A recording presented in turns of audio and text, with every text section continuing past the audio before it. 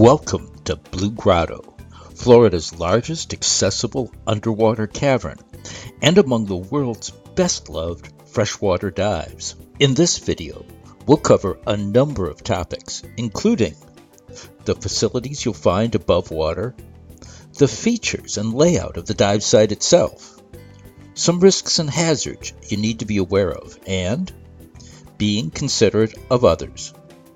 Let's get started. Your adventure starts here in our full-service dive store. We stock last-minute parts and accessories, t-shirts and souvenirs, snacks and beverages, and have a fully stocked rental department. Our state-of-the-art fill station can provide you with both air and nitrox. After checking in, pull through the gate and park by any one of our non-reserved shelters. You can suit up either here or on our large deck overlooking the water. When you're ready, our floating dock with its submerged entryway makes entering and exiting easy. And remember, Blue Grotto is the only popular training site in North Central Florida where instructors can teach and have students practice giant stride entries. Blue Grotto is composed of three distinct areas. These are the open water basin, the upper cavern, and the lower cavern. Note how quickly the lower cavern drops away and the fact it is not within direct sight of the entrance. This cutaway view provides a three-dimensional representation of the spring. Notice each of the three distinct areas, as well as the guideline that circles the perimeter of the cavern. The open water basin is used primarily by students and instructors. You'll find several training platforms here. Water in the basin, as well as throughout the cavern, is a constant 72 degrees year-round. The upper cavern is a wide open area with a large entrance, which you can see clearly at all times. Dive lights are not needed while in the upper cavern, but can add considerably to safety and enjoyment. Among the upper cavern's most popular features is an air bell at a depth of 30 feet. The air bell contains fresh air circulated from the surface and provides a 360-degree view of the entire cavern. The floor of the cavern is very silty and easily disturbed. You'll see more and have a better time if you stay near the ceiling, where the most interesting formations are. If you do need to touch down momentarily to make an adjustment or solve a problem, use one of the training platforms or Piece Rock, a wide, flat rock located in the back right corner of the upper cavern. The lower cavern is not for everyone. Before you consider going there, make sure you have better buoyancy control and trim than this guy, who can't seem to get past being vertical. Depths in the lower cavern approach 100 feet, which requires advanced training or equivalent experience. Be aware that you will lose sight of the entrance and ambient light when in the lower cavern. The exception is an area just past Piece Rock in 60 to 80 feet of water, where you can still see the entrance clearly. For this reason, many instructors choose to conduct advanced course deep dives and deep diver specialty training here. Past this, the rest of the lower cavern is pretty dark. Fortunately, the large guideline provides a reliable means to return to the surface in either of two directions. You can also use the guideline to pull yourself along and thus keep your fins still to avoid silting. Areas off the guideline are very silty, so stay on the guideline at all times. Following the guideline in a counterclockwise direction will help prevent you from running into other teams.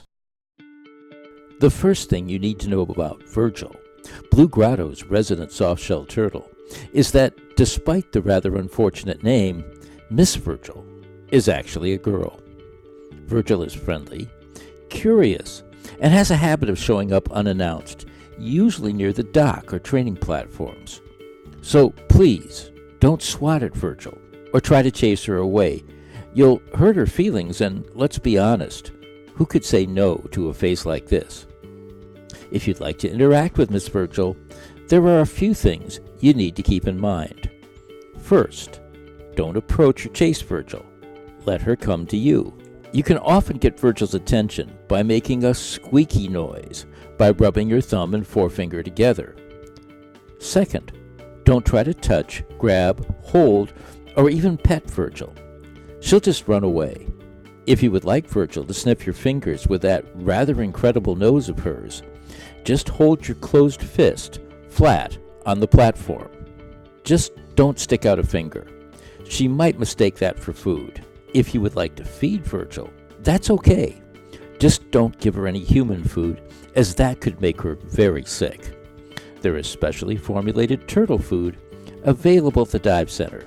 Finally, remember that turtles need to surface periodically to breathe, and if you prevent them from doing so, they can actually panic and drown. So, if you see Virgil start to go up, let her go. Every dive site, including Blue Grotto, has its own unique risks and hazards.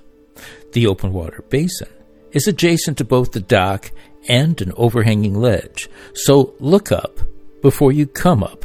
Remember that, when in the air bell, you are breathing compressed air.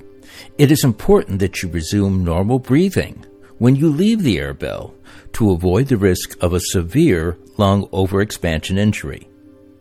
Breath hold diving into the air bell is particularly dangerous and carries an even greater risk of injury or even death. Don't do it.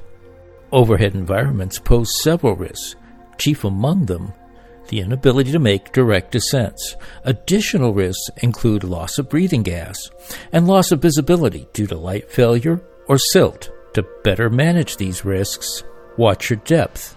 Only the upper cavern is within the recommended depth limit for divers with entry-level certification. Stay with your buddy. As you may not be able to make an emergency swimming ascent, your buddy may be your only source of emergency air. Always keep enough gas in reserve to solve a problem, then make a slow ascent and a safety stop while donating gas to an out-of-air buddy. The most commonly followed rule is to begin your exit with at least 2/3 of your original gas supply remaining. Carry backup lights, especially if you plan to go beyond sight of the entrance. Keep one hand on the guideline whenever you can't see the entrance clearly. Stay out of small openings. They don't lead to additional rooms. Pass only through openings which have guidelines and which are large enough for you and a buddy to pass side by side. Blue Grotto can comfortably accommodate a number of divers, just so long as people think about others rather than just themselves. Space on the dock is limited, and there can be a lot of people coming and going.